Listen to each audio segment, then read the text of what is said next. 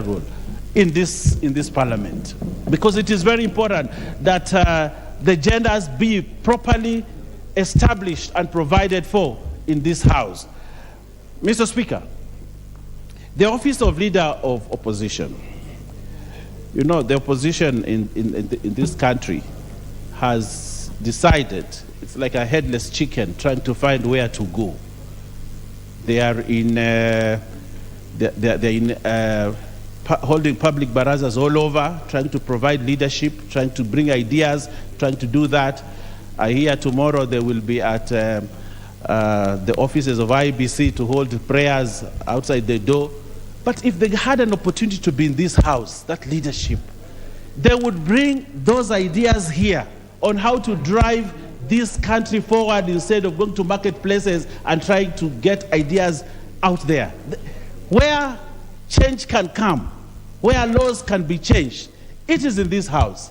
And this is where we need the strong opposition to bring the leaders of opposition here, so that whatever they are discussing there in the marketplaces and all those other places, they can bring to this honorable, august house to discuss those ideas and have this country move forward, instead of always looking for an opportunity to go out there and disturb the peace of the country just because you want to speak. Mr. Speaker, we want to give them an opportunity in this house to speak. We want to give them the opportunity in this house to give their ideas. We want them to give them the opportunity to oppose this government in this house. We want them in this house so that we can have a sober debate. Sober debate. Not just Kenyans should listen to them. They should be listened and also listen to other people. They get the monopoly of being listened to when they go to Kamkunji, when they go to Embakasi. They have the monopoly of just being listened to. There's nobody to reply or respond. We want to respond to them here formally in this house, in this floor. That is what we are saying. Bring the position of leader of opposition here, so that when they speak, we'll be able to respond. Honorable Speaker, the issues of accountability are very important. And in this country, Honorable Speaker, we have suffered deficiency of accountability for many years. Why? Because a chairman of a committee brings a report. That report cannot hold water. The cabinet secretary does not feel responsible for that report. He only allows it to come into this house. It is delivered here, and nobody questions, and even if questions take place, he delegates that to a junior officer. A junior officer writes a report to bring to Parliament. We are saying we would like cabinet secretaries to be responsible. We vetted those cabinet secretaries in this house. We approved them in this house. They must be accountable to this house, and that's why we want them here. And if our standing orders can provide a situation, can be tweaked to provide an opportunity for the cabinet secretaries to come here, even if for 1 hour, that cabinet secretary will not joke with Parliament. He will not, or she will not at any one time issue a statement here in Parliament for which he cannot fulfill. And that is why we need cabinet secretaries come to this house. What they do, we saw the saga of CDF. I was there in Mombasa. I took the brunt of it. But if the cabinet secretary was today to come here, I don't think he will take time to release funds. But this is what we need to do. Bring the cabinet secretaries here so that they can answer to Parliament. There are a lot of regulations that these cabinet secretaries sign into law. There are very many other extra laws that they sit down, and we have issues now with education, with the junior secondary schools. We have issues with how the education sector is being run. But the cabinet secretary is having it easy because he cannot be called to this house. Just like in Tanzania, just like in Uganda, just like within the East African community, cabinet secretaries go to Parliament to respond to questions. So it will happen, so must it happen here in Kenya, so that we can be part of the East African community in terms of parliamentary responsibility and accountability. That's why I support the proposal by the President that we should have cabinet secretaries sit in this house and answer to questions that members are raising. Mr. Speaker, the issue of entrenching CDF and affirmative action funds into the Constitution is fundamental. This is an important fund. And the more we continue not to have this fund in the Constitution, the more a lot of busybodies out there will always be rushing to court to challenge this. I'm not saying in any other way that CDF or NGAF is unconstitutional. For me, it is a fund that is anchored properly in law. The CDF Act 2015 is properly anchored in law. And Mr. Speaker, you know there are very many people here who are permanent litigants, people who just love going to court to challenge everything that happens in this country. Yes, they are vicious litigants. The what can derail a good cause, a good cause. Then over the word is vexatious. Vexatious, thank you. You know my English is only, yes, it's also correct. Vicious is also correct, apart from vexatious. So, good. You know I used to be a teacher of English. So what I'm saying is, for us to run away from that, I think it is very important that we anchor CDF and GAF in the Constitution. CDF is one of those funds that has brought a lot of developments in this country.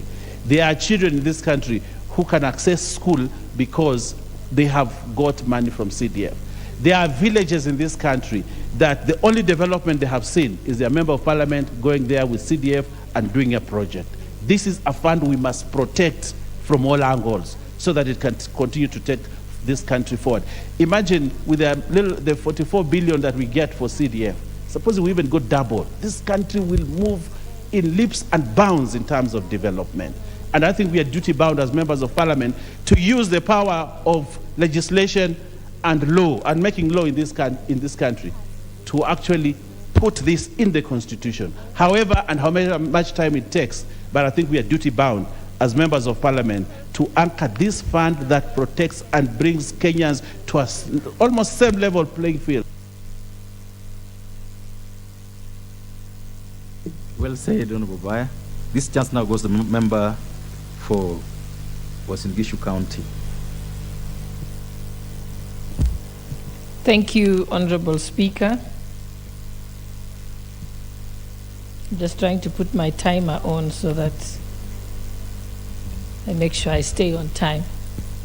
Honorable Speaker, thank you for the opportunity to be able to make my contribution in relation to His Excellency the President's message to the National Assembly that touches on various amendments to the Constitution in order to actualize the aspirations of Kenyans in relation to, one, inclusion, gender inclusion and affirmative action, the National Government Development Fund, the Constituency Fund, the National Government Affirmative Action Fund, oversight funds for for members of Parliament, and also in relation to entrenching the office of the Leader of Opposition in our Constitution. Honorable Speaker, allow me just today to focus on the one in relation to gender inclusion and affirmative action, because that is the one area that doesn't have many subscribers. I know the matter relating to the other funds have many subscribers, but the gender question has bedeviled this country for many, many years, and that has been a part of, largely, of my professional life. And in order just that it goes on record how difficult it has been to achieve the 2/3 gender rule, it's important to look back at history, because then it will convince us that this message coming from the President is extremely important. It is the closest we have come to the 2/3 gender rule being addressed at that level. This gender rule question has a long history. It started with the Beijing conference, where women from this country were led by Niva Mwendwa, a great woman indeed. At that time, the affirmative action was not entrenched in our Constitution, was not even spoken about. The women came back from Beijing with great hope, because then Kenya was on its way to sign the United Nations Convention on human rights. So this matter of the 2/3 gender rule is not a women's issue. It is not a men's issue. It is a human rights issue. It's an issue of equality. That was followed by the Women's Caucus in Bomas during the Constitutional Conference. It finally culminated in us having Article 100 and Article 81 of our Constitution, which clearly said that no more than 2/3 of any gender should be in any elective or appointive positions. It is at this stage that we managed to put in our Constitution the fact that we must include people with disabilities, youth, ethnic minorities, and women in all spheres of life in our country. But this article on these articles being put in the Constitution did not achieve much, because thereafter Parliament was required to enact a law to implement that particular part of our Constitution. So because it did not happen, the women's movement and the civil society that deals with matters women and human rights, which I have been a part of for most of my professional life, went to the Supreme Court to seek a Supreme Court advisory. The Supreme Court then said it was expected that implementation would have happened within 10 years after the Constitution was promulgated. And that gave us the year 2015. Despite that advisory, nothing happened. And then, even around that time, the late Justice Onguto, God rest his soul, made a landmark decision of the court, where he declared the then cabinet being unconstitutional because it did not meet the 2/3 gender rule. This was after the now governor for Kirinyaga, Waiguru, and then immediate former governor for Kitui, Charity Ngilu, were removed from cabinet. Then we had a shortage of women in cabinet. Justice Onguto declared that cabinet was unconstitutional, but only preserved it to allow it because we were about to get to the elections. And therefore, it ought to have been implemented in 2017. Justice Onguto, God rest his soul, died shortly after making that ruling. In fact, as a women's movement, we were worried that maybe he was killed because he had supported women. Thereafter, there was a chorus that started of negative people in our society and other government operatives who then decided that the wage bill issue had become an issue, and that the exacerbating factor in the wage bill was women and devolution. They attempted to reduce the members of parliament from 290 constituencies to 210. They attempted to start to reduce the counties from 47 to 10, and they actually attempted, through the then Honorable Joe Matambu, I think, to remove the clause that no more than 2/3 of any appointive elective positions cannot be held by one gender. Thank God that backfired. Thereafter, we've had several attempts. We've had the Chepkonga bill, again, which was unacceptable to people like myself and the women's movement, because it said that the 2/3 gender rule should be achieved progressively. But we must put this in a record. The United Nations Convention on Human Rights, to which Kenya is a signatory, says that human rights are achievable immediately and not progressively. It's only social and economic rights that can be achievable progressively. Then the court, Justice Mumbi, was able to give another court order and gave Parliament 60 days to implement the 2/3, to enact a law that implements the 2/3 gender rule. That was followed by the Duale Bill 1, the Duale Bill 2, all did not succeed.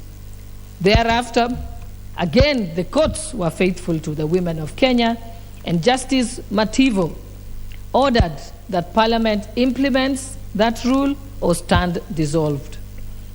At that time, I remember that the women's movement decided that it's not good to pursue dissolution at that time. It would have given Parliament, shortly before election, another lifeline for 5 years. We were not going to give them that opportunity. In the 12th Parliament, where I was privileged to first join Parliament, FIDA, CROW, CREW, and many other civil society groups began to sit down. And finally, Law Society of Kenya was able to go to court, and the court resolved to dissolve the 12th Parliament. I was one of the members. Despite being a member of Parliament, I participated in calling for the dissolution of Parliament then. That is how serious we did take that. Justice Maraga gave the advisory to the president then, and today that advisory remains alive at the desk of the current president. So this is timely, because the 13th Parliament will stand dissolved should we not implement the 2/3 gender rule.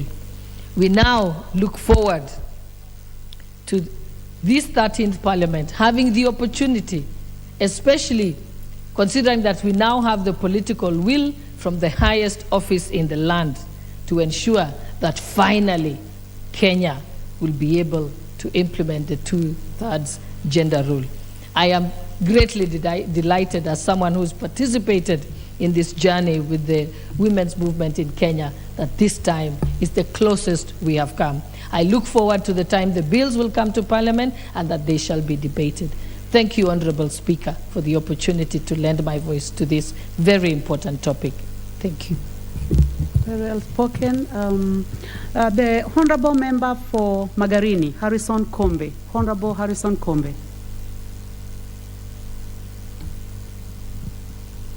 Okay, seems the Honorable Kombe has left. The Honorable Member for Roysambu, Augustine Mwafrika. Thank you, Madam Speaker, for the opportunity to also support this motion, where His Excellency asked this Parliament to consider amending Constitution so that we can be able to achieve more, and especially on the first one, which is the 2/3 gender principle, Madam Speaker. Madam Speaker, I'm just imagining if the former president did exactly what the Chief Justice had requested him to do, to dissolve Parliament due to this constitutional anomaly. This country, Madam Speaker, would have been plunged into a constitutional crisis. And as Honorable Shorey has just said, that even this Parliament is not an exception of that request. And that request is still lying on the desk of the current president. So, Madam Speaker, I support this request by the president so that we can be able to implement this gender principle. Madam Speaker, I also want to contribute on the regard of the creation of the office of the leader of the opposition. Madam Speaker, it is necessary so that the leader of the opposition can use the platform of Parliament to criticize government. I wish to congratulate His Excellency, as we know that many people and many leaders don't like to be criticized. But His Excellency has proposed that the opposition be given a platform so that they can be criticizing the government using that platform. Madam Speaker, I support that the creation of the office of the leader of the opposition is necessary. Madam Speaker, let me also contribute in regard to that cabinet secretaries should be coming to Parliament to answer questions from members of Parliament. Madam Speaker, this is more than necessary. I would like to give an example of a crisis we have today in the Ministry of Education, the Ministry of Lands. Madam Speaker, the former CS in the Ministry of Land, Madam Caronay, when she became the CS in that ministry, she became untouchable. Today, Madam Speaker, and also to remind you that lawyers or advocates, they demonstrated to the CS of the Ministry of Lands. Because the former CS, Madam Speaker, she messed that ministry. She took some files from that ministry, and we understand that those files were taken to Nyayo House. Others were taken to Survey of Kenya, Madam Speaker. Kenyans have waited for long. Since that time, she was the CS, because the transactions at the Ministry of Lands have not been possible, because there are no files. Where they were taken by that minister, by that CS, reasons are still not known why. So, Madam Speaker, I'm just wishing, if it were like today, whereby we are saying that, or we are proposing CSs. You may slightly take your seat. I would like to request you not to over-engage on naming a former cabinet secretary in this motion that you are pursuing. And I'm just quoting Standing Order number 87, content of speeches, and I would like to read. Neither the personal conduct of the President, nor the conduct of the Speaker or any judge, nor judicial conduct of any person performing judicial functions, nor any conduct of the head of state or government, or a representative in Kenya of any friendly country, or the conduct of the holder of the office whose removal from such office is dependent on a decision of the House shall be referred to adversely except upon a specific substantive motion of which at least 3 days notice has been given. Honorable Mafrika, the matter that you are raising, I know it is extremely important, but it is better that it comes as a motion if you really want it to be discussed. I am sure that you can proceed with the motion without overly mentioning a former cabinet secretary. So if you really want to do this, you can do it in a motion, and then proper notice should be provided. You may proceed. Thank you, Madam Speaker, for that correction.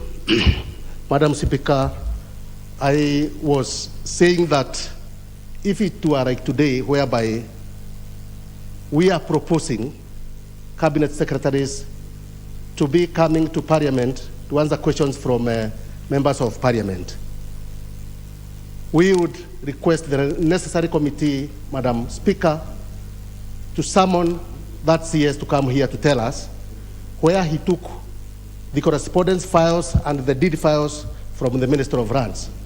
Because there are those Kenyans who applied for loans, but still the registration of charges have never been effected due to the fact that those files are not available. There are those Kenyans who applied for the registrations of titles, and Madam Speaker, for the last 3 months or so, 3 years or so, that has not been done due to the fact that the files are not available in the pigeons at the Ministry of Land. So, Madam Speaker, I am supporting that the CSs should come to Parliament to answer questions from members of this House. Madam Speaker, I also support the affirmative action funds so that also the women representative, Madam Speaker, can be able to be given muscle to be able also to participate in the development of the areas they represent in this House, Madam Speaker. Madam Speaker, I support the request by the President to amend the Constitution. I thank you, very Madam much. Speaker. Thank you very much, Member for Roysambu. The Honorable Gishimu Gedeji, Member for Gichogo. Thank you, Madam Speaker, for that opportunity to also contribute in this general debate on the proposal to Parliament to consider the amendment of the Constitution in various aspects. Madam Speaker, let me start with the proposal to amend the Constitution to entrench NGCDF, GAF, and the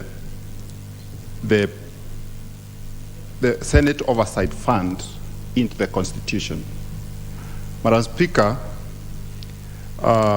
it appears there is a convergence of might between the wisdom of the President and also the wisdom of this House through the members who took the initiative to start the process, and which has already been canvassed in this House.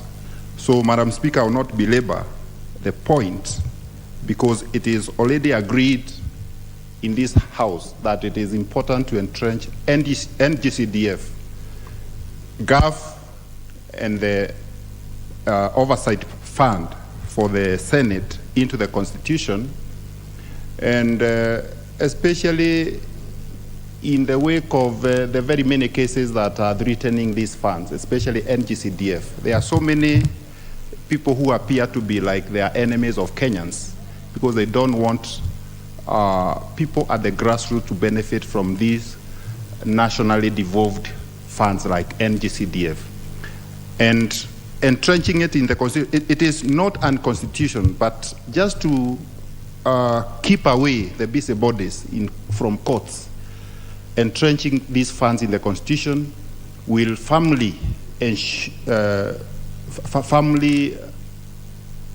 make it possible that the citizens of this country will never have any fear that they can disappear at any particular time.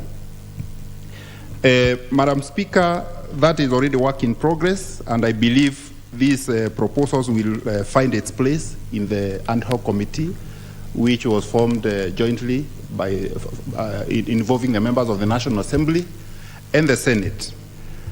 On the other aspects, Madam Speaker, it is very, very important to obey our own Constitution, which requires under Article 27, Subarticle 8, that the state shall take legislative and other measures to implement the principle that no more than any one gender or membership of any one gender will have more than 2/3 in any elective or appointive bodies.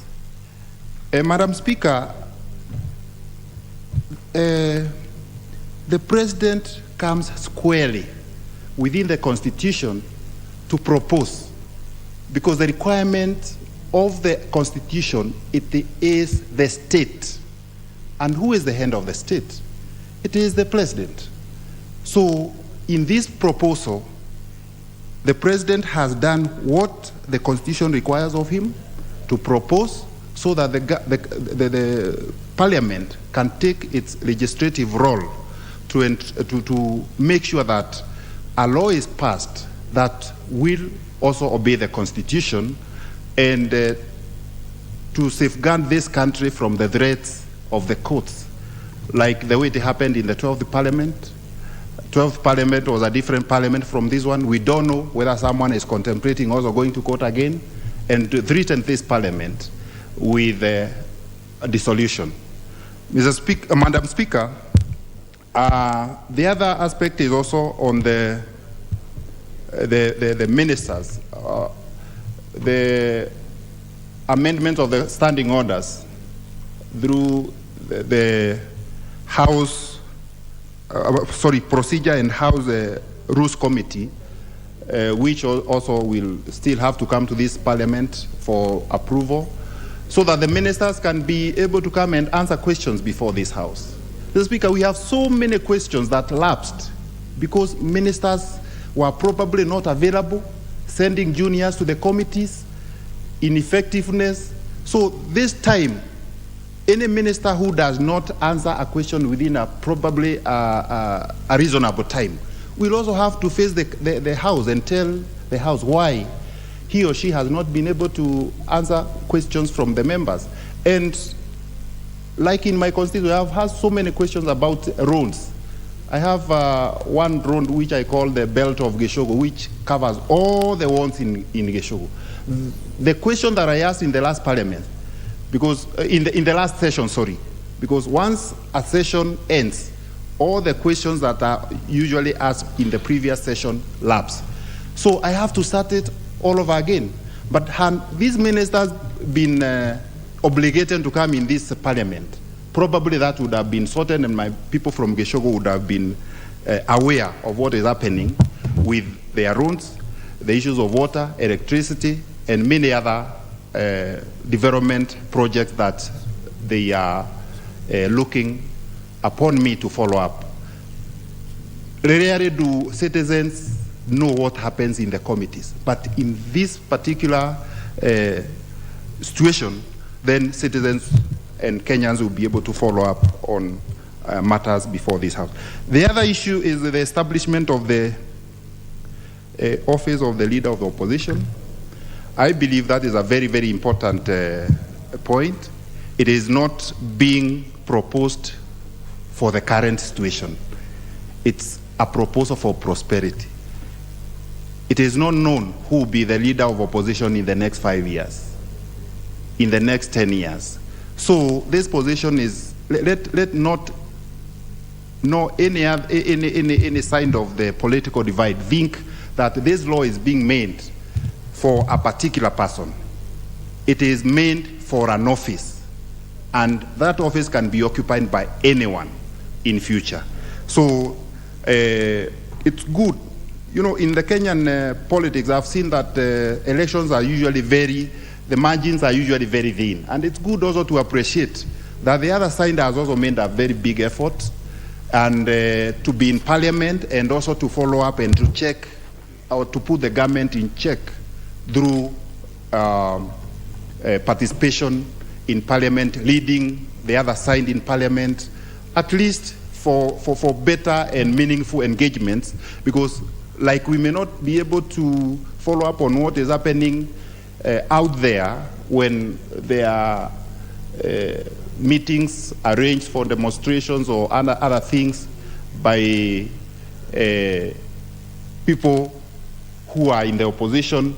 But they are good, they are also doing a good thing, but we may not be able to follow. But when they are here, everyone may be able to follow their points and listen and probably see what can be accommodated and what cannot be accommodated. So it's a right to demonstrate, but at the same time, it would be more important if the issues that are raised can be raised in this parliament through an established office of the Leader of Opposition. Finally, Madam Speaker, let me also say that it's also important to empower Senate in terms of oversight. The Constitution allows division of revenue between the national government and the county government. We as members of parliament oversight the national government. Largely, we may be facilitated, but probably we may also require further facilitation. But for the Senate, there is no single requirement of facilitation for them to be able to oversight the counties. And that is why it is very, very critically important to have the Senate facilitated through a fund which is also in the Constitution to be able to follow up for the many billions that go to the counties for development and be able to oversight. Madam Speaker, since this is a general debate, there is no vote that will be taken on it, but generally I support the whole idea of entrenching whatever has been proposed in the Constitution. Thank you, Madam Speaker. Very well. Member for Mandera South, the Honorable Abdul Haru.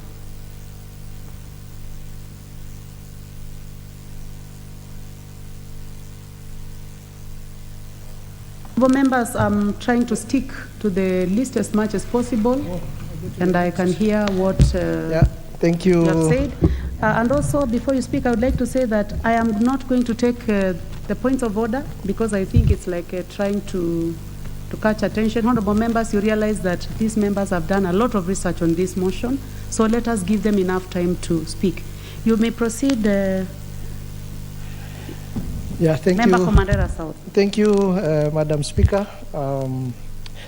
I stand to support this motion, and I thank His Excellency the President for sharing the 4 issues that he has presented in his memorandum. The issues are very important, and the fact that they have been debated for long, that is since previous years until now, and they are still relevant, makes them quite important issues. And therefore, I say the 4 issues that have been shared in the President's memorandum, that is the 2/3 gender principle matter, the creation of the office of the leader of opposition, and the inclusion of various decentralized funds in the Constitution, including the NGCDF, NGAF, and the Senate Oversight Senate Oversight Fund, and also the restructuring of parliamentary oversight to allow for cabinet secretaries to appear before the House. I think those 4 issues are timely and most welcome. And I thank the Speaker for referring the issues to the relevant committees. It is my hope that those relevant committees, including JLAC, the Joint Parliamentary Ad Hoc Committee, and the Procedure and House Rules Committee, will expedite the processes that will help us move these 4 issues forward. The 2/3 gender principle issue is an issue that is anchored in the Constitution, and I think it's an issue which I consider to be a single most issue of existential threat to this House if it is not handled. And I think it is only fair that this issue now is sorted once and for all. The last Parliament, the 12th Parliament, was not able to resolve this matter, despite Chief Justice Maraga making a ruling on this issue. And it is the right time now to make sure this matter is resolved once and for all. The creation of the office of the leader of the opposition, like it has been argued by many members here, it's an issue that is not pegged on an individual. It's an issue that is aimed at addressing a lacuna in our laws, in our Constitution. The Constitution, the Constitution 2010 created a void where the second best presidential candidate in our elections always find themselves out of Parliament with their troops in the House, and they are out of Parliament, and they don't have a role in the governance in this country. And therefore, it's an issue that is very important. It helps us address some of that lacuna in our law, and it is also an issue that we have to do now, not for individuals we may have in mind right now, but for posterity. And it is an issue that will help us, give platform, a legal platform and structure to the leader of opposition to be able to contribute legally and in a constitutionally structured manner to the governance issues in this country. When we talk about inclusion of various decentralized funds, especially the NGCDF and GAF, it is an issue I'm sure we all know how important it is. You have seen, especially when it comes to the issue of NGCDF, we have seen some busybodies and civil society organizations run to court on the pretext that NGCDF is not constitutional. NGCDF is constitutional, and to make this matter rest and to remove any doubt and settle the worries of these busybodies and civil societies which keep on running to court over this matter, I think we need to entrench NGCDF in the Constitution so that this matter is also rested once and for all. And I think we had already, the Joint Parliamentary Ad hoc Committee has already made quite some work on this. And it is my hope that the memorandum from the President, which is inclusive of the 4 issues, will not reinvent the wheel when it comes to the matter of NGCDF and NGAF and the Senate Oversight Fund, because the Joint Parliamentary Ad hoc Committee has already made some good progress on this matter. Therefore, we need to build on the work that has already been done by this committee so that we don't delay this process any further. And I think we all know the importance of NGCDF. It has built a lot of schools. In the last 5 years only, according to reports we have from the NGCDF board, just in the sector of bursary alone, 6 million students and 57 billion shillings have been used to support education sector in this country. And we cannot belittle the importance of NGCDF and this matter of people running to court all the time, challenging the disbursements and challenging the implementation of this process and causing confusion is a matter that needs to be rested once and for all. And that is why it is important that we look at these matters now. And it is an historic opportunity for this parliament, the 13th parliament, to be able to settle all of these issues now. And it is good to note that His Excellency the President, William Samoei Ruto, has shown the goodwill that he's going to support these processes through and through. The only thing we need to do, because we don't know whether it will come a time when we'll have a president and the executive which is as committed as the president we have now in support of these 4 important issues that we have today. When it comes to the 2/3 gender principle, I think a lot of people have expressed themselves on this. A lot of honorable members have expressed themselves on this. And this matter should not be looked in the lenses, from the lenses of male or female gender. This is an inclusive gender matter. And as it was mentioned by some of the honorable members in the morning, this is a matter which appears today like it is perhaps a gap that needs to be filled by the female gender. But who knows, a few years down the road, we may have female gender in the majority in this house, and it is the male gender who will require to get the nominations for this. Therefore, I would wish that we look at this matter from that lens, so that we give it the 100% support that it requires, knowing that the shoe, like it was put by another member, the shoe might be on the other foot tomorrow. Having said that, I think I will stop there. The Honorable Speaker, thank you for the opportunity. Thank you very much. The member for Mombasa, the Honorable Zamzam Chimba. Asante sana, Mheshimiwa Spika.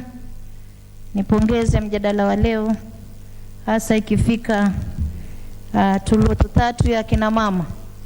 Na niweze kumpongeza sana mbunge wa Mandera kupigia pondo sana. Manake leo ni kina mama, kesho mtalia nyinyi wanaume. Kwa hiyo lazima tuwafikiane tuweze kupitisha mswada huu. Ningependa pia kuchangia mjadala wa leo na kuweza kusema kuwa ngafu, naanza na ngafu kwa sababu mimi mwakilishi wa kina mama, tuweze kuiweka na NGCDF na mgao wa ziada wa uangalizi ambao mwaita oversight.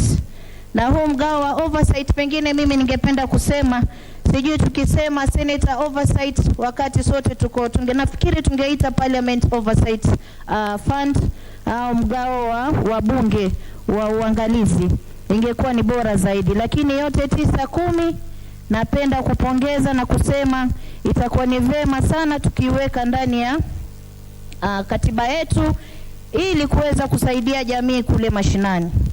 Inaaminika kuwa mpaka sasa watoto wetu wako nyumbani kwa sababu tu kuna mtu aliamka siku moja asubuhi akaona hawa watoto wanaopewa hizi pesa za basari hawafai mpaka iwekwe kwenye katiba. Lakini yote 9-10 maadamu ni sheria, mimi napendelea kusema kuwa tuweze kuweka mgao huu ndani ya sheria ili uweze kufikia wananchi kule chini.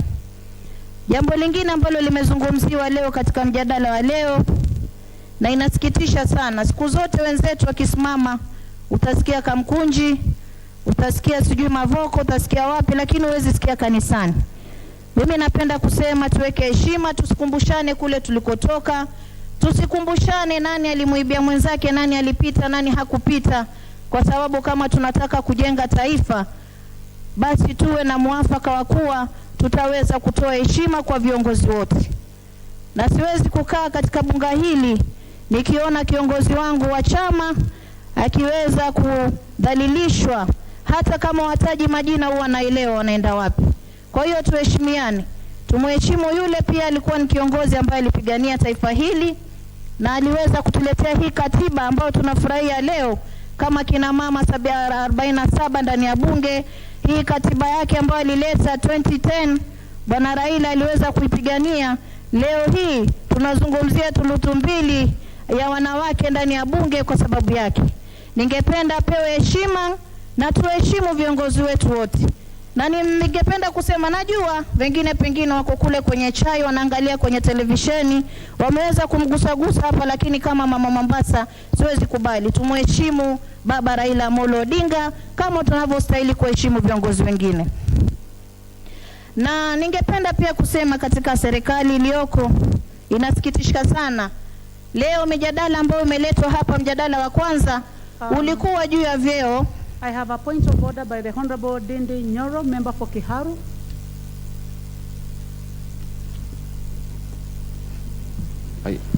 Sorry, Madam Speaker, I think I pressed to contribute. I'm sorry for that. Asante sana ndugu yangu Ndende kwa kuweka wazi. Nikiendelea, ningependa kusema mijadala imeletwa mingi leo katika bunge hili. Ingine imekuwa ni ya kupewa vyeo vya PSC kwa ndugu yetu kipenzi Bwana Mdhama, tunampenda sana na tunamtakia kila la kheri, lakini awe na jicho la tatu kuangalia pande zote kama alivyosema kiongozi wetu wa wachache katika bunge. Angalie kuwa hata nafasi za kazi zinatolewa pande zote mbili bila kuangalia kabila wala chama wala rangi. Hilo nampongeza sana, lakini masikitiko yangu makubwa ni kuwa Wakenya wanakufa na njaa. Nakumbuka ndugu zetu wa Northeastern, ndugu zetu wa Tana River, ndugu zetu wengi, ukiangalia kila sehemu watu wanakufa njaa. Wakenya wanahangaika. Tukiangalia wanyama wanakufa. Mimi ningependa kama wabunge tuweze kupanua akili zetu. Tuweze kupanua akili zetu kwa upana zaidi na kuhakikisha kuwa wale walotupigia kura kuja hapa katika bunge tunawapa kipaumbele.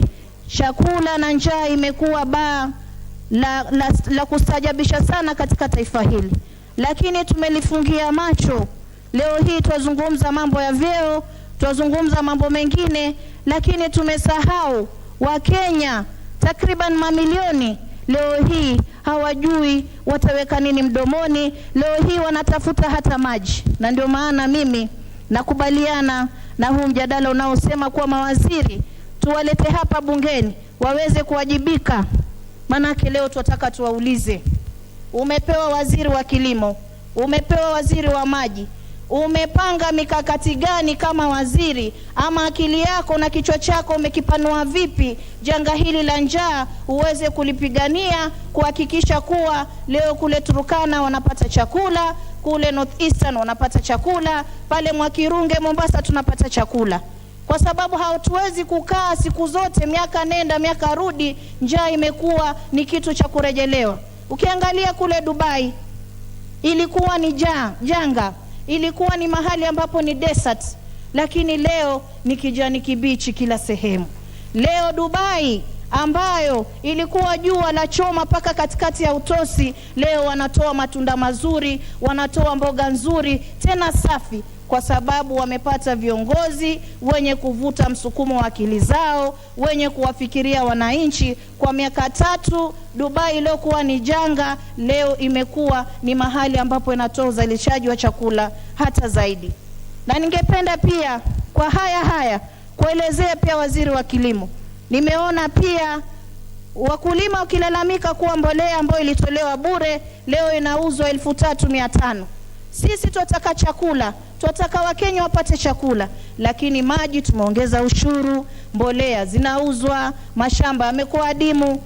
Tutawezaje kubadilisha maisha ya Wakenya ikiwa sisi tunaweka Wakenya katika hali ngumu zaidi na wakulima? Katika bunge hili la 13 ningeomba tuweze kuweka historia, wabunge wenzangu. Ningependa tuweze kuweka historia ya kuweza kubadilisha maisha ya Kenya. Ningependa tuweke historia ya kuweza kufuata katiba na kuangalia kina mama wamejaa katika bunge hili. Siwezi kutaja kwa majina, lakini leo imesikitisha sana mbunge wa bunge hili ameweza kusema mahali katika mkutano kuwa kina mama watakia nini kujaza ndani ya bunge, watakuja kuwa maflower girl, sijui watakuja kuwa maslay queen. Mimi ningependa kumwambia mahali aliko slay queen, pengine akileta mke wake hapa tuweza mpa hilo jina, lakini kwa sisi atuheshimu kina mama bunge hili. Hatuja kuja hapa kwa matani, hatuja kuja hapa kutafutana na watu. Tumekuja kutafutia Wakenya haki zao, tumekuja kuangalia vile tunaweza kuboresha maisha ya wananchi na hadhi ya mama katika taifa hili, hadhi ya mama aweze kuheshimika. Sio popote utakapomuona mwanamke basi wewe unafikiria mambo ya ngono. Hapana, tunataka heshima kwa kina mama. Nikijaribu kumalizia, mheshimiwa, ningependa pia katika yale ambayo yamezungumzwa leo ambayo ni ya kuwekwa ndani ya katiba, jambo la IBC pia liangaliwe. Hatuwezi kusema sisi kila siku tutunga sheria, leo tumpatia kiongozi wa upinzani ofisi yake rasmi katika taifa hili, wakati ambapo pengine kitengo cha IBC kinaweza kupeleka taifa hili katika vita vya kila siku. Na ndio maana wenzetu leo mutakuwa mwatudhalilisha, mwatuita majina yote, the Kamkunjis, the Mavokos, lakini it ends with IEBC. Sisi tunataka usawa. Leo nikiumwa mimi, ukinicheka jua kesho utaumwa wewe. Kwa hiyo ikiwa wanaweza kuweka sawa IEBC iweze kuhudumikia Wakenya kwa usawa, tuweze kupata haki ya kila mmoja. Leo mama Zamzam nikianguka nijue nimeanguka kwa haki. Leo dadangu Nyakaira akianguka ajue ameanguka kwa haki. Lakini mambo ya kufanya filfinyange kisha Kenya ingie kwenye mtihani hatuwezi kubali. Naona muda unasi, lakini leo kama mama Mombasa naweza kuunga mjadala huu wa leo wa kuweza kuweka ofisi rasmi ya upinzani na kuweza kuweka 2/3 gender katika katiba hili. Naaminika kuwa naweza na tunaweza tukatimiza kwa pamoja. Asanteni sana na Mungu atubariki sote. Very well. Member for Mombasa. The Honorable Kaluma. Thank you very much, Madam Speaker. Madam Speaker, we don't have a substantive bill before us. So, His Excellency the President is inviting us to share our thoughts and insights on these matters His Excellency remitted to the Speaker of this Honorable House. And so I'll keep to that, devoid of politics, Madam Speaker. Madam Speaker, on this first issue on implementation of 2/3 gender principle, let me clarify that the determination and the advice by the former Chief Justice to the President related and concerned the 12th Parliament. It is not an issue. For anybody to seek to dissolve this Parliament, that person has to take a case to the High Court and have it rise to the Supreme Court or go to the Supreme Court on advisory opinion.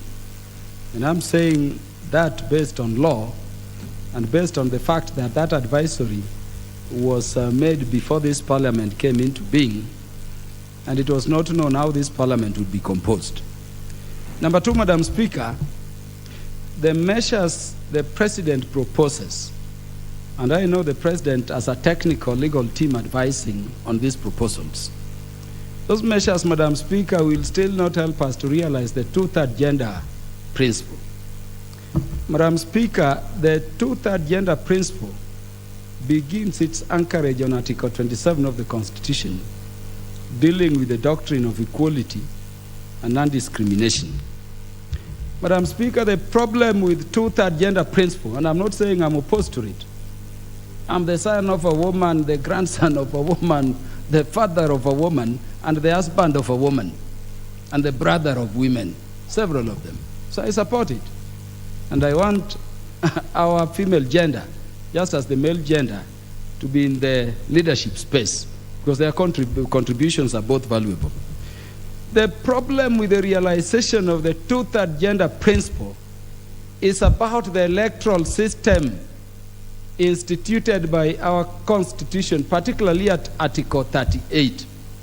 Madam Speaker, everybody is entitled, under that article dealing with political rights, to stand for elections, to register to vote, and to vote whoever they want. And so that provision institutes what we call, Honorable Speaker, the first past, the post principle of elections, where people seek seats and the citizens the citizens within the various constituencies elect whoever they want. You cannot realize any specific gender quota, be it 1/3, be it 2/3, be it 1/2 principle in such a system. And Madam Speaker, I wanted to explain to members that go to the system in South Africa, where they've realized it. Go to the system in Rwanda, where they've realized it. It is not the first past the post, but it is the party list or proportionate representation system. If you go to South Africa or Rwanda, it is the party voted. And the elections laws there require the party, before the parties are voted in an election, to present a zebra list which enables the parties to meet the gender. And based on the numbers the party gets, Madam Speaker, the line is drawn and then the members are picked.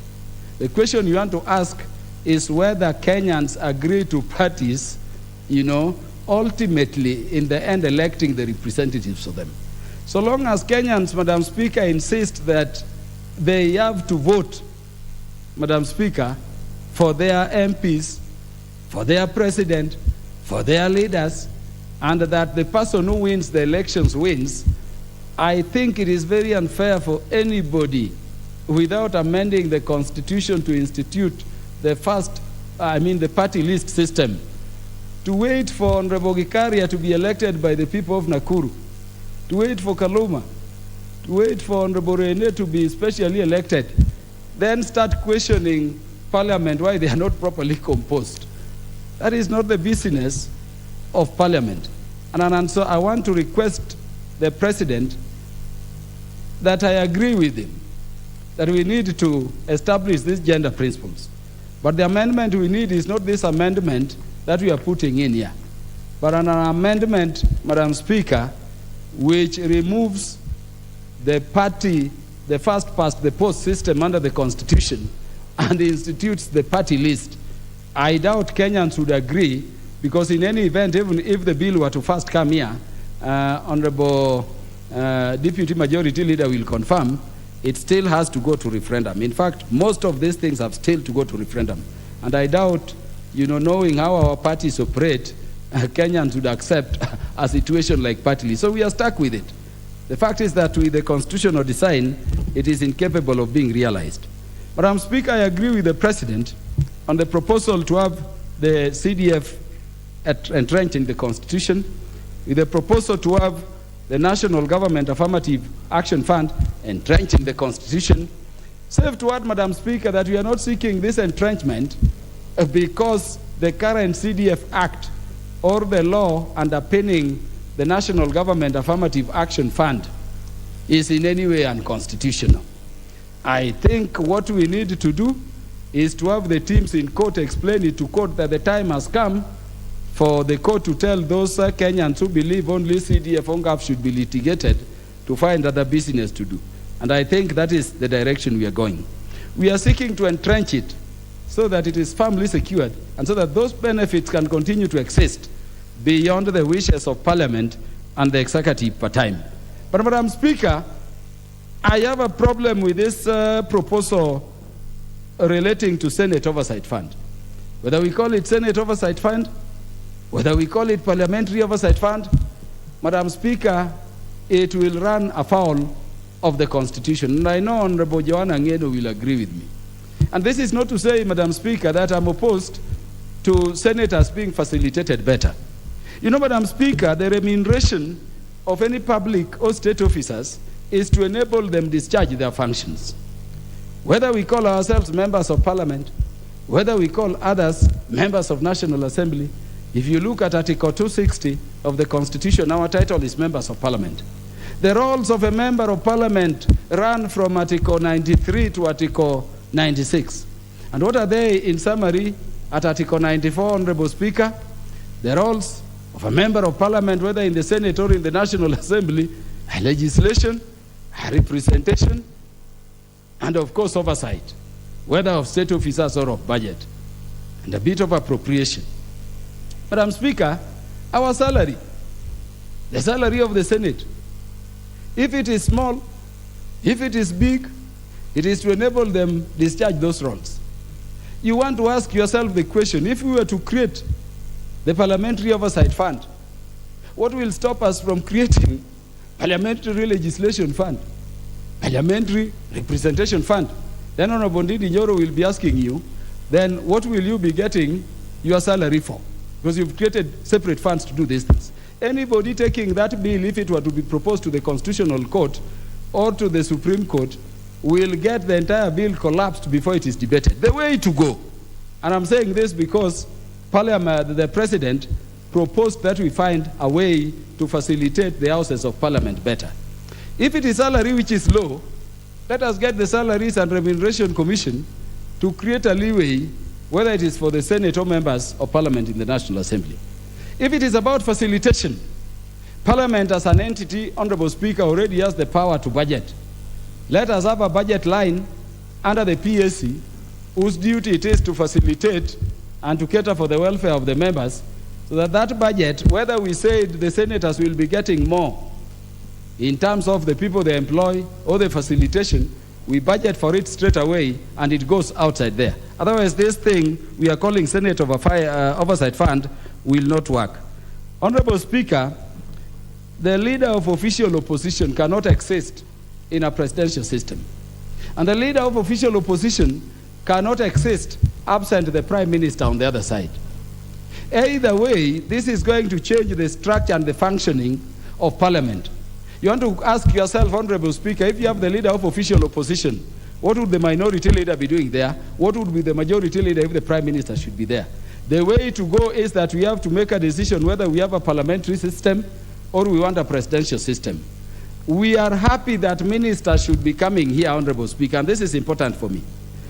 But we should be careful, because members of Parliament, if you are not careful, we will kill all the committees, and that the committees will have no work.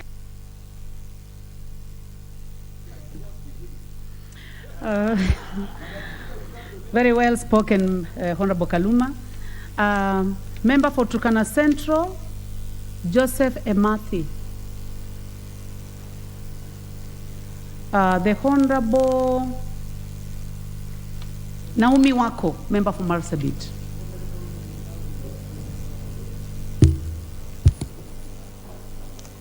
Thank you, Madam Speaker, for allowing me to add my voice to this very important debate that is going on. And from the onset, I want to say that I support the motion on the memorandum that the President has written to us, seeking our attention and also support.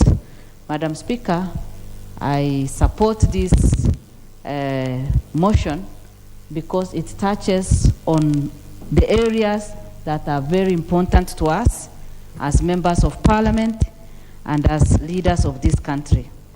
I want to start with the affirmative action funds, NG, CDF, NGAF, and Senate oversight.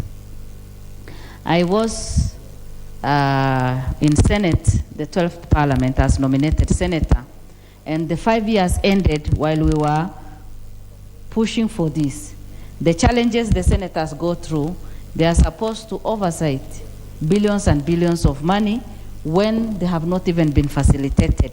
And unless they are facilitated, the corruption we are talking about, the mismanagement of funds, and all the things that we hear happening in the counties will not be controlled unless the senators will be empowered so that they can do their oversight their oversight role. So for that, I support that. I am of the view that the senators be given the oversight fund so that they can be facilitated, and that can help them to be more effective. Within GAF, it is now about 6-7 months since we were elected, but unfortunately up to today, we have not received the GAF funds. That is mainly why I support this, because if all this is covered in our constitution, then we have no challenges like this. We will not face these challenges. We'll be able to be more effective, and we will have something that will, support us, and women will come without any worries, serve and do their work even at the grassroots without any problem. And so even with the NG CDF funds, we know that many students have been supported through these funds, many vulnerable children. When you look at the NGAF funds and the CDF fund, Madam Speaker, what I want to say here is that CDF covers a constituency, while NGAF covers the entire county.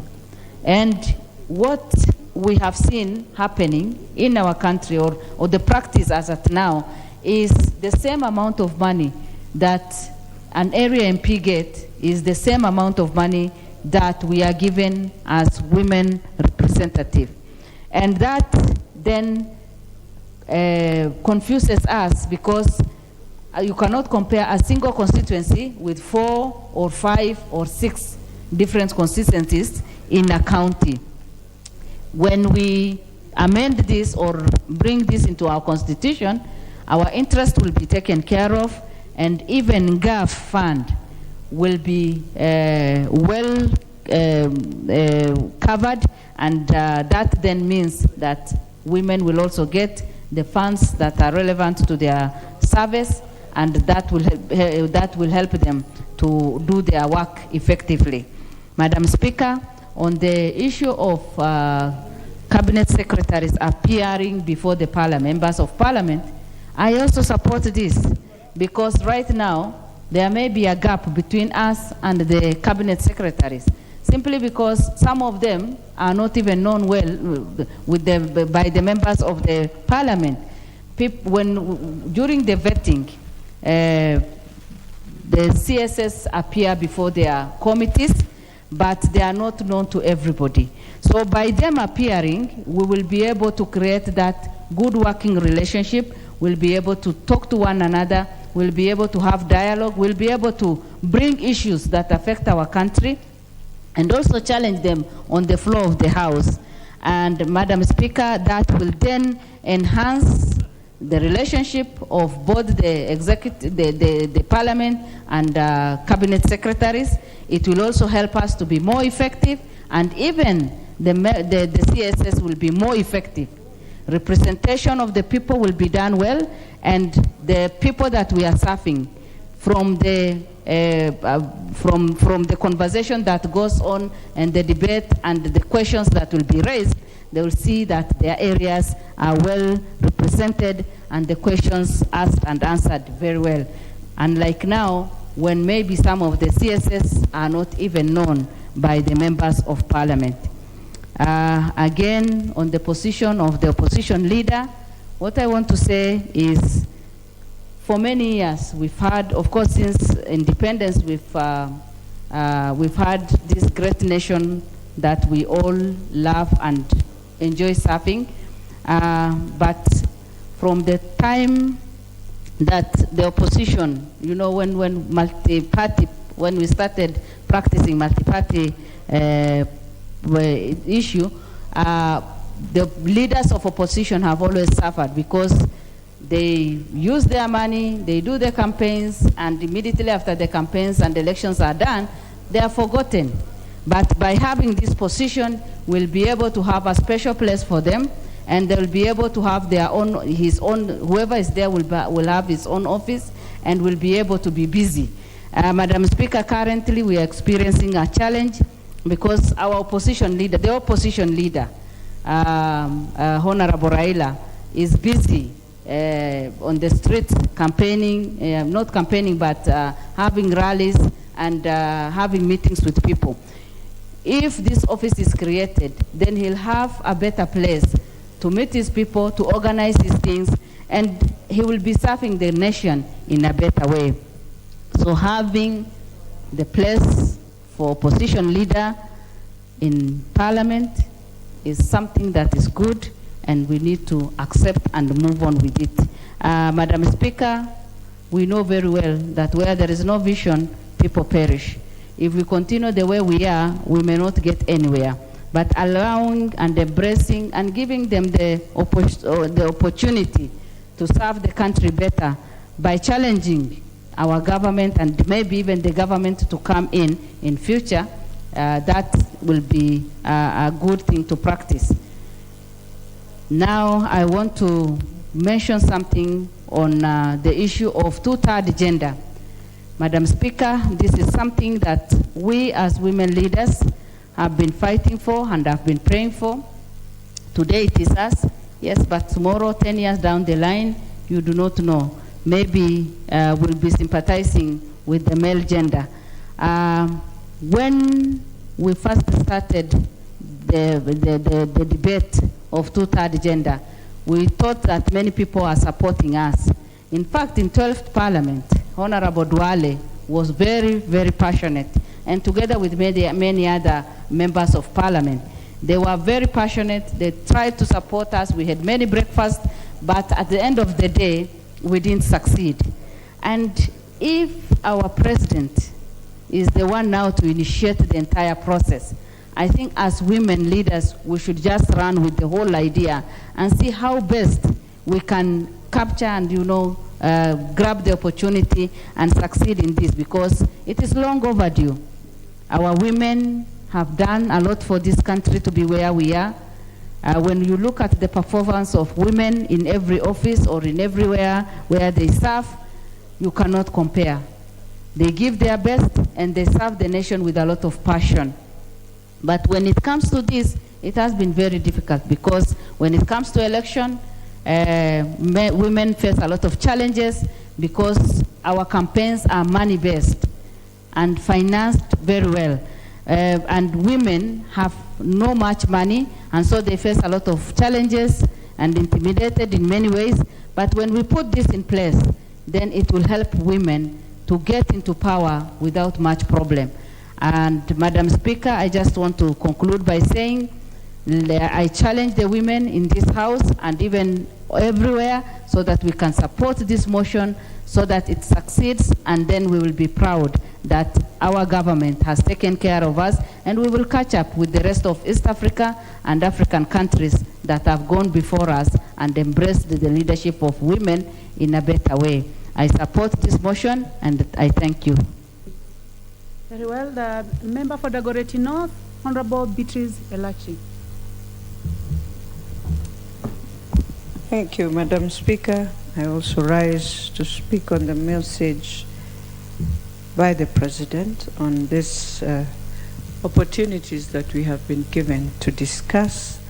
Madam Speaker, on the onset, being a woman who started as a woman leader in this country in training women, not just outside, but also women in Parliament, I think one of the things that we have really talked about in this country until we've arrived to a level of passing the new constitution in 2010, when we thought, Madam Speaker, we will achieve now the issue of the two-thirds gender rule and move on as a country, as we even in the 11th Parliament had an opportunity to see all the bills that were to open space in terms of the new constitution being passed by this House.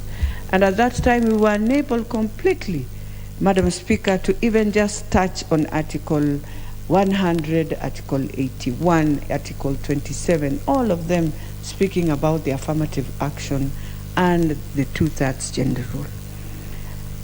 As we appreciate and thank the President for bringing in the messages, we again find ourselves, and I just want to speak very candid, Madam Speaker, as women, because again, the matter has been put into too many issues. And with these issues, you will find ourselves again losing this proposal if we are not careful and if we do not look at it as a House to agree that some of these issues can move on. Since we have the ad hoc committee that had started the process of CDF and all that, can be a good avenue to deal with the issues of CDF. And we remain with a few issues, which is the two-thirds gender rule on this proposal for it to work. But having said that, Madam Speaker, I think when I look at one, the issue of the two-thirds that has been brought in, and I think with good intentions, but I think also those who advised the President could have read and realized you have now picked on Article 27 of the Constitution, which is within the Bill of Rights. And that is why everyone is now talking about this referendum, because it's in the Bill of Rights. And anything that touches on the Bill of Rights, Kenyans themselves said you cannot implement without taking it to a referendum. And therefore, we might find ourselves thanking, but then again being short, that we cannot do it until we get to a referendum. So, Madam Speaker, when you look at 27(8), it is very clear, and I know when you read word by word, it speaks on, in addition to the measures contemplated in Clause 6, the state shall take legislative and other measures to implement the principle that not more than two-thirds of the members of elective or appointive bodies shall be of the same gender. Now, the moment you bring that again, then you ask yourself, when we are going to nominate the women, how is it going to work, yet we are supposed to push it through political parties so that it becomes elective? So we would want to really, when we are canvassing now the real bill, it has to come out very clear so that as women, we don't start a journey again and find ourselves with the way we pushed with Duale 1, Duale 2, Duale 6, and we ended up with the same results. Madam Speaker, when you look at the issue, and this issue of the opposition office, I think, Madam Speaker, we must agree. Sometimes this House, we have to have our own mind and agree we are legislators. And where we feel things have not gone right, we don't need to just say they are right. We are a presidential system. It is Kenyans who agreed on a presidential system. Let them feel. The day they will go to another referendum, they will take us to a parliamentary system. But for now, let us tell Kenyans, whether you like your opposition leader or what, you cannot entrench it here because we are in a presidential system. We borrowed the American system. We have to live with it. There's no opposition leader in America. There's none. Trump is not there. There's majority and minority. And we must accept that. It is how the minority side works to ensure you put checks to our government, Madam Speaker, which I think that's the best way. And it will work even better. So if we try and bring this, then now everyone will be saying, we need a prime minister. And we will have to now formulate again something to make sure there's a prime minister.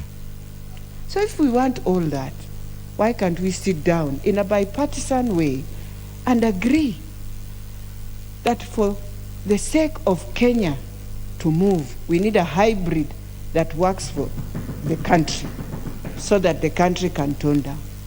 Madam Speaker, then we come to the issue of now the Senate. I think even within the other processes that we have, the lawyers advised us so well, let us not call it even Senate oversight and I don't know national. Let us just call it parliamentary oversight if we want to get it right and not to have ourselves in a lot of questions and then not bringing again back the sibling rivalry that we've always had with Senate. We want to finalize this, let us make it clean. And so because this is not a motion or these are not proposals, this is a message the President wants us to ventilate on it, bring in good ideas and build. And I'm hoping all that we are saying, Madam Speaker, is being picked so that when now the real time will come for all this, we are able to work around. I know the Supreme Court has spoken. They have said we can be, yes, but let us do it then in the right way. They have also given us that time to do it in the right way. They have not come to us and say, just do it for the sake of doing. So, Madam Speaker, as we speak on this matter, and we have to ask also our chairs of JLAC and the ad hoc committee, I hope we are also not in a process to derail so that these things find themselves at each other. I am hoping the process we had started on the joint committee that Parliament had approved on our funds should proceed. And we should stop delaying it and now derailing it in this. It will be very unfair for this House that we were given an opportunity to go and come up on how we can pass the funds that are supposed to support this Parliament and GAF and Senate, and now we have dragged ourselves back on the drawing board. We are about to start another process. Then we will reach a point and say, oh, these processes are the same. We need to merge them. It will be so unfortunate for this House. Can we stand firm with what we started on the issue of our funds? We deal with our funds as we await on this, and this is a process we also need to ask ourselves whether we want to see all these processes together, all these issues being put into one bill. If it goes in one bill, we are going to shoot ourselves. We shall be forced in the end to take all these issues to a referendum, and that will be very sad for this House. So let us also be an arm of legislators that believe in themselves, that you can legislate and things can move. Madam Speaker, you find that today we have left the courts to legislate. The other day, there was just a very interesting ruling where the courts just decided in finality that I think there were clinical doctors or what of Nairobi, they don't need to be paying. They were exempted out of their license that they are normally given by the county. So you wonder, how then are you going to move and how then? So Madam Speaker, as we speak on this, I am hoping for the last, women will achieve the 2/3 gender rule, but in the right way, and I hope this House will do that. Thank you, Madam Speaker. Thank you. The member for Baringo North, the Honorable Joseph Makela. Thank you, Madam Speaker. I want to start from the onset that the President had very good ideas by submitting this memoranda. But his advisors were not able to separate the beans and the maize. And I want to start with the position of leader of opposition.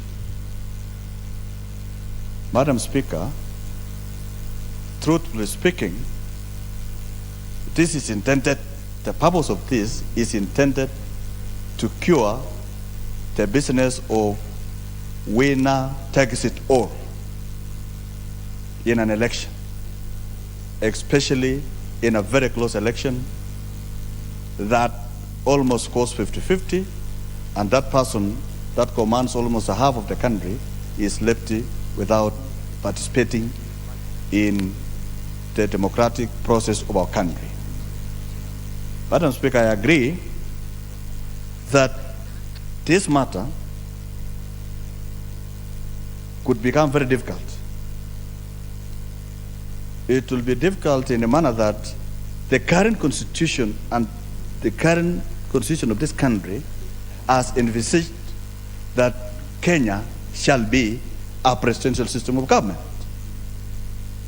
That is why I want to provide logical ideas that you will realize, and members of parliament in this house will realize, that this matter will not be achieved very soon unless some few things are addressed.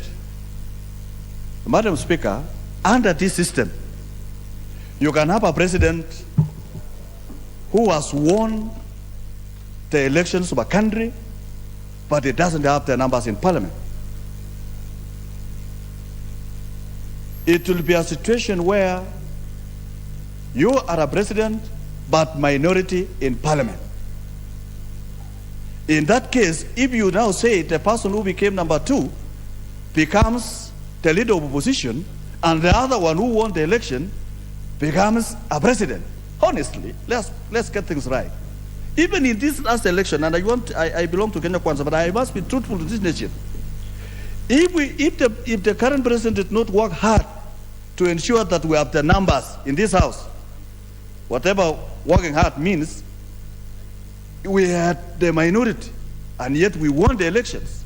So could you mean that we have a leader of opposition in the house, and we have a president who has won elections? So this is the complex of our presidential system. So we either choose as a country to go presidential system or we go parliamentary system. For example, Madam Speaker, take for instance, you have a leader of minority. If you want to cure this particular matter, then allow those persons running for president to also contest as members of parliament, so that when they reach here, they can obviously occupy the position of minority leader and majority leader. And many members of parliament in this house do not understand that this Constitution 2010 does not anticipate that a member of parliament is either opposition or government. We are supposed to provide what is called an oversight, a check on government. Madam Speaker, that is why when we were inducted in this house, we were told it is free sitting. What does that free sitting mean? It means each one of us has an opportunity to check and oversight government. So, Madam Speaker, on that matter of leader opposition, there is much to be done. If you want the leader opposition to be in this house, let's change the law so that people running for president and deputy president can actually run as members of parliament or senators, so that they come to the house as leader of minority or leader of majority in the house. But just imagining that leader opposition comes to this house and there is also a minority leader and a majority leader, I mean, it is clashing. It is a clash of the law. It does not require neurosurgeon. It is facts. Let us act on facts of law, so that we try to address the issue of winner takes it all. The president of this country means it well, but the advisors, the people called lawyers who are supposed to advise and bring order, are not advising it properly. I want to say with a lot of sincerity. Let's now address the matter of oversight funds. We had already created a process, and our process to ensure that CDF and GAF are actually in the Constitution was in the correct track. And we don't want to come back again using this so that this memoranda to achieve what we want. No, let the process of anchoring CDF, NGCDF, GAF proceed as it was to the end. We shall be able to achieve the results immediately. On the matter of Senate oversight funds, Madam Speaker, I think we should be knowledgeable enough. You see, it is not about Senate. It is the people who are trying to sell something to Senate is just actually making a false hope, because it is believed that CDF belongs to members of parliament. CDF does not belong to us. It belongs to the people of Kenya. We are supposed to be the ones oversight in CDF. when we struggle in this house to ensure that CDF are anchored in law, it is not because it is our funds. We are actually oversighting to ensure that there are resources for the people of Kenya to implement programs that are not captured in the fourth schedule, functions that belong to national government that are not being catered at the county government, to be catered by CDF at the constituency level. Madam Speaker, if you create what is called Senate Oversight Fund, then Parliament will also say we also need a National Assembly Oversight Fund. If you want to create an oversight fund, let us call it Parliamentary Oversight Fund, so that everyone who is either in the Senate or in the National Assembly will be able to benefit. And I want to tell you, Madam, why it is clashing. We say senators actually, to what extent should senators oversight the county governments? We have MCAs who are legislators who are supposed to do a day-to-day oversight of county governments. So at what level do the oversight of senators go? You know, let us face facts as they are. MCAs are supposed to do oversight to the governors and the county executives and the people doing expenditure at the executive at the county level. We at the national level, we oversight the national executive. The senators, to what extent do senators oversight the county governments of this country? These are facts that whether you are in Kenya Kwanza or Azimio, it is facts as they are. Madam Speaker, for the purposes of NGAF, I support 100%, because the women who are in this parliament could also want to address matters that are peculiar. And it will also reach a time that there will be more women in this parliament than men. And we want representation. And they want to actually perform their functions well. The NGAF is not an oversight fund for women. It is a fund that women in parliament are oversighting, trying to address inadequacies on the ground that affects children, affects women, affects people of all nature. Madam Speaker, those are facts. On the issue of two-third gender rule, Madam Speaker, I want us to be alive to Article 38. Every Kenyan has a right, Bill of Rights. Do we then want to go for referendum? Because anything on Bill of Rights, you will have to go to a referendum. It will not go to a parliamentary initiative. What does that mean? We don't want to do the bing-bong business of the other day, saying we don't want what was popularly called the thing that was rejected. This the change of the constitution. So, Madam Speaker, to address the gender rule in this house, it must be addressed outside the confines of the constitution through articles of parliament within the confines of IPC and political parties of Kenya. Madam Speaker, I think the people that this matter will be placed in, we need to sit down as a nation to realign so that it will be a win-win for Kenya, not again messing up the constitution that we came in 2010. Madam Speaker, the President has very good intentions, but we need to realign, adjust to fit the system. Thank you, Madam Speaker. Very well. The Honorable Mayaka Irene, nominated member. Thank you, Madam Speaker. Madam Speaker, I just want to give my remarks and comments to what, in my view, is an opinion from the President and proposal, because I do not want to imagine that this is at the beginning of a process of initiating a constitutional changes coming from him. Madam Speaker, first of all, let me just say, because we've had in this House very many members castigating what Azimio has been doing in terms of the people barazas, because there is no rule in this country that says that you cannot have courts of public opinion when you're speaking to the people of Kenya. Whether or not the office of the official opposition is there or not, now nobody prevents anyone from speaking to the people of Kenya.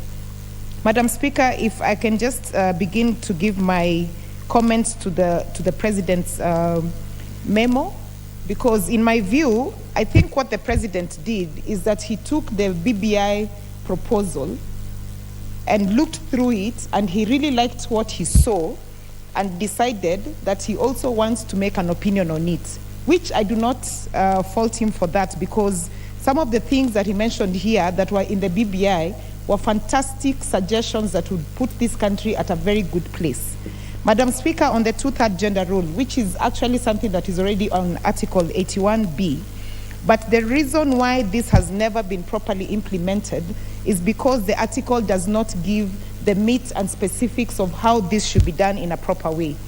Mr. Speaker, because now it's Mr. Speaker, in my view, what I think ought to be done is that we need to have a holistic review of this constitution. The other day we were in Mombasa, and one of the clerk assistants from Canada did give us an example of a compelling political process that they have in their country, where political parties are made to actually select and put aside constituencies specific for women, so that in that way you're able to make sure that the two-third gender is achieved. This is one of the ways that we should actually be looking at resolving this issue. Because, Mr. Speaker, we have had the affirmative action, women coming through the affirmative action, who have been fantastic examples, who have gone on to not only get elected, but others have even gone on to be elected as governor, like, for example, Her Excellency Cecile Mbarire, Millie Mabona, Martha, just to name but a few. And I like the fact that some of our male colleagues are recognizing the fact that soon it will be the male child who will actually be fighting for this two-third gender, because as things are going, Mr. Speaker, the female gender is really capturing these seats very fast. We have shown good examples out there, and people are electing women even more. Mr. Speaker, if I can just give my comments on the official opposition. Again, back to the BBI. The spirit behind BBI was that as a country, we should never have a situation where the winner takes all. And one of the things that it advocated for is that not only should we have the office of the official opposition budgeted for as well, but that we should also have a shadow cabinet. What the president is proposing right now, ideally, as per the courts that rule that these initiatives cannot come from the president, which I do not agree with, even though we respect the decision of the court. I think this is a matter that should also be taken back and prosecuted through a public participation decision. It cannot come through the presidency. And as I said, these are his ideas, his proposals, which are rightful, but this is not the process that should ideally be followed. Mr. Speaker, when it comes to the issue of ministers coming here for questioning, again, I agree with those members who said that this will end up rendering our committees to be irrelevant, because part of the work of the committees that they do is for them to be able to question ministers, for ministers to appear before them. If we start bringing the ministers here, then the committees become irrelevant. Again, back to BBI. BBI's proposal was that 50% of the ministers that we do have ought to be members of parliament.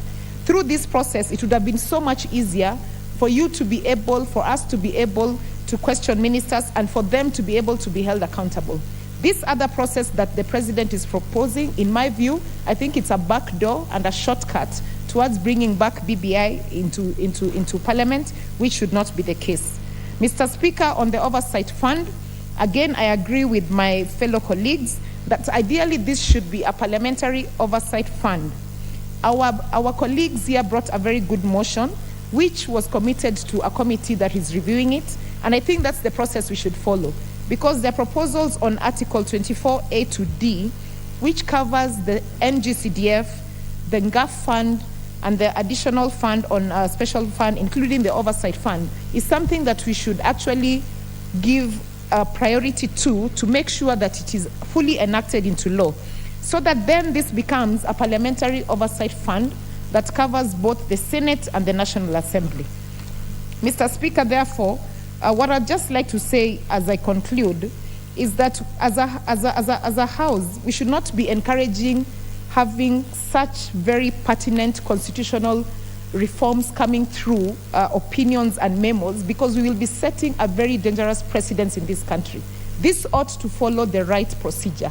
And therefore, even as the JLAC committee members then proceed to have a look at this matter, I want to encourage them. It doesn't matter whether you're from the Kenya Kwanza side or the Azimio side, do the right thing, set the right precedence, because as my good senior once said, Honorable now Governor Orengo, is that the government eats its own children, and this will one day eat you if you're not careful with it. I submit. The Honorable Ndindi Njoro, Chair of the Budget and Appropriations Committee. Thank you very much, Mr. Speaker, and for giving me this opportunity to give my views in regards to the communication by the President. And as you said before, this is a general debate. We are just giving our views. There's no voting yet. And I'll talk about just a few issues. Number one, I am very elated by the President's view, which corresponds with the view of this House, that CDF is so important an institution and a fund that it can no longer be left hanging to the whims of the people. And especially it cannot be left to be bullied from all sides by people who actually do not understand the importance of this fund insofar as the Kenyan people are concerned.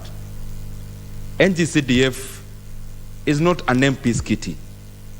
NGCDF is a community fund, and it has been a very helpful and far-reaching fund in this country.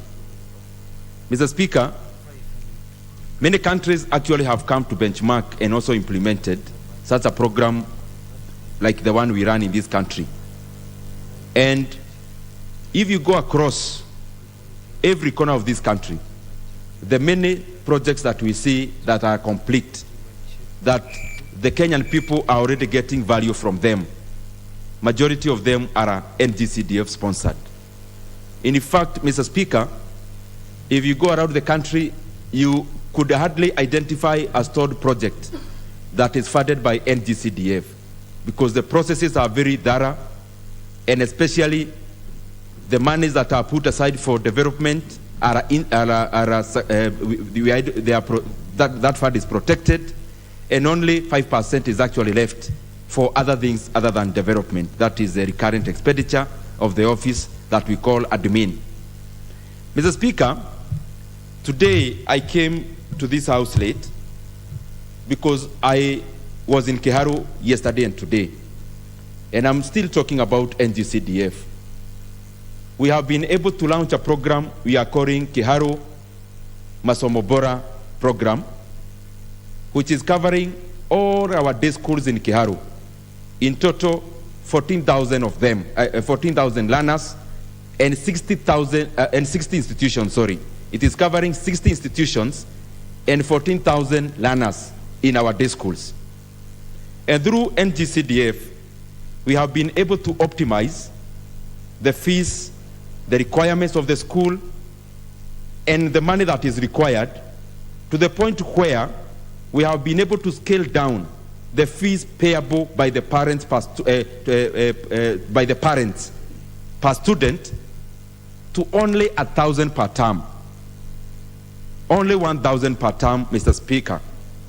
And the way we have done this is to optimize the supplies that the schools get, so that if we pull CDF money and resources together, then we are able to aggregate all the supplies in terms of, for example, stationery and other educational needs, and also meals. Out of only that 1,000, because of the help of Kiharu NGCDF and other stakeholders, Mr. Speaker, all the learners will be able to take 10 o'clock tea or uji in school.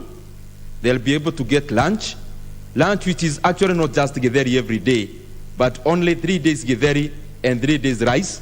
And we're also providing lunch, including 10 o'clock meal, uji or tea, even on Saturdays, so that all the learners can remain in school actually 6 days a week. I'm talking about Kiharu because this is an NGCDF project, Mr. Speaker. And there are many such kind of projects across the country where, because of the thorough oversight by these members of this House, that these monies are able to reach to the corners where actually the people need government support and government resources. And therefore, putting NGCDF and anchoring the same in the Constitution is a very noble cause, because some of the projects that we undertake, like the one I've just talked about, like Kiharu Masomobora program, will need to be sustainable. And for sustainability of the NGCDF programs and projects, then we need to be sure that this kitty is here for posterity for many years to come, because the kind of plans we do are not just plans for today, but plans for tomorrow and the other day and next year and to the future. Secondly, Mr. Speaker, I want to say something about Senate Oversight Fund. Mr. Speaker, I have a privilege to be serving this House and the Kenyan people in the Budget Committee. We appropriate over 370 billion Kenya shillings that goes to our counties.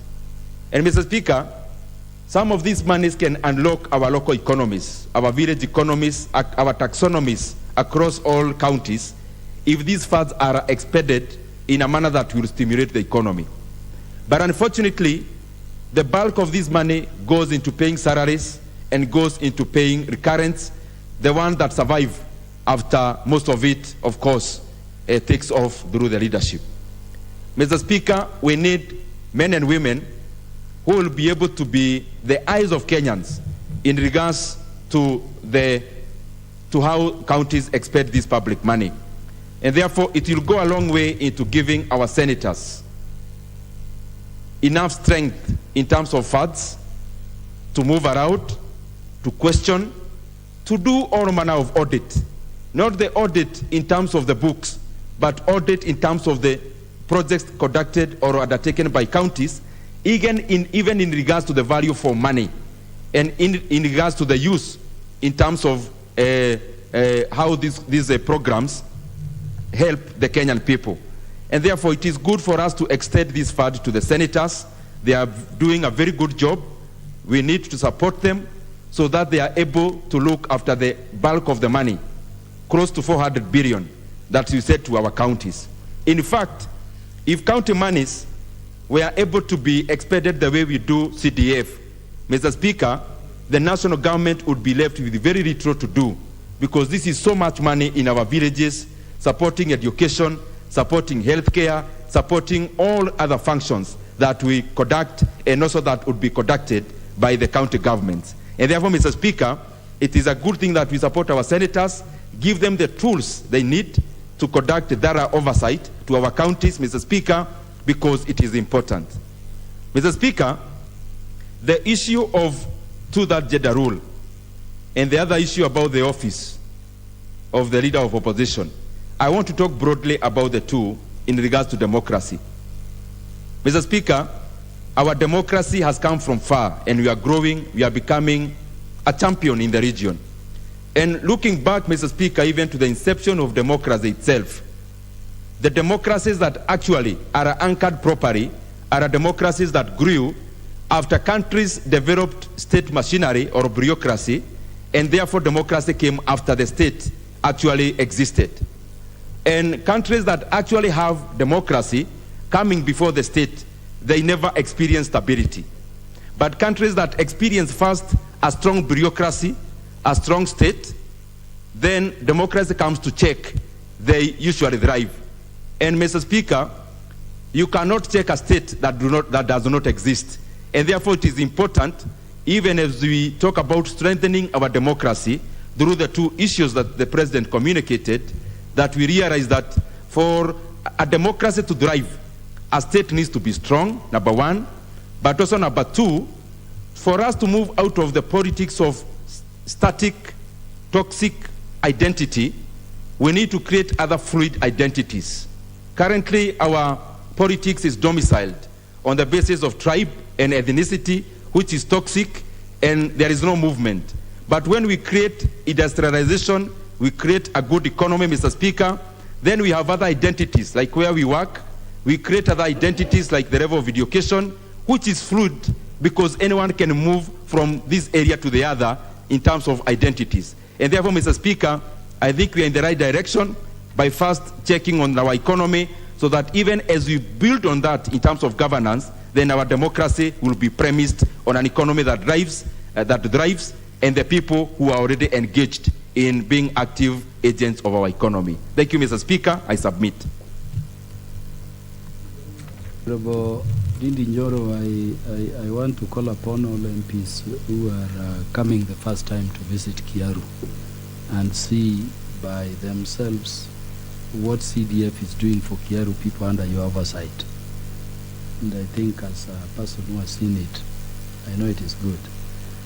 The gentleman from Nyando, the Honorable Jared Okello. I thank you very much, Honorable Speaker. Allow me from the outset to welcome back my colleagues and the Office of the Speaker and the Secretariat in general, having been at home during our recess for the last 2 months. On the same breath, Honorable Speaker, allow me to express our collective frustration and resentment as a House on this matter of NGCDF. Before we went home for our recess, Honorable Speaker, the CS Treasury did make an undertaking that from the 9th day of December 2022, 2 billion shillings were to be expended to our accounts every week, which by now, Honorable Speaker, our accounts should be having, every individual constituency account should be having 80 million shillings, Honorable Speaker. The Cabinet Secretary has walked on all the promises, walked back on all the promises he has made, and up to until the time we showed up in Mombasa during our induction and staged a small go-slow, we had not received anything, Honorable Speaker. This House is a co-equal branch of government with the executive and together with the judiciary. This House has gone into lengths to midwife and legislate pieces from the executive without any delay or any ordinary delay. But here we are, executive makes promises to us that are never respected, Honorable Speaker.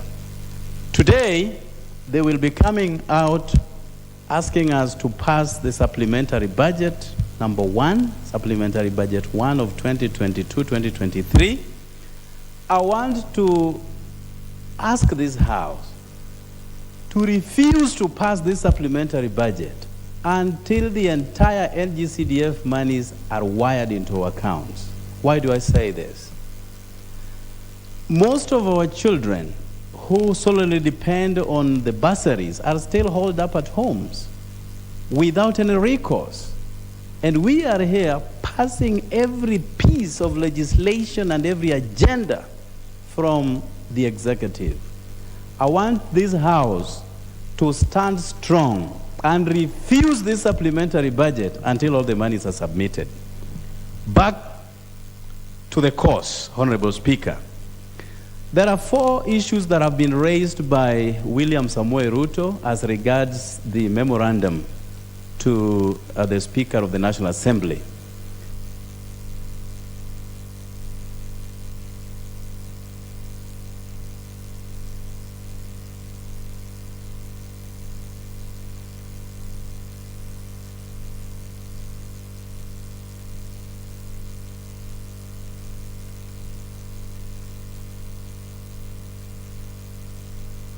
Of black women or women in general are a reflection of a lack of diversity in the industry amongst the creators of video games, or do you think that that is also changing? You know,